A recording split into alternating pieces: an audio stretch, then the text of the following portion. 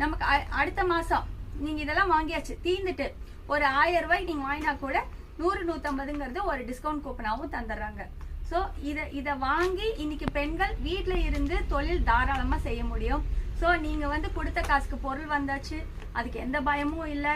இது போக நான் இன்னைக்கு இப்ப வாங்கியிருக்கேன். இப்ப நான் ஒரு கடை ஓனர், இதெல்லாம் நான் போய் டிமார்ட்ல வாங்கணும்னா பெட்ரோல் செலவு பண்ணணும், என் நேரம் செலவு பண்ணணும்.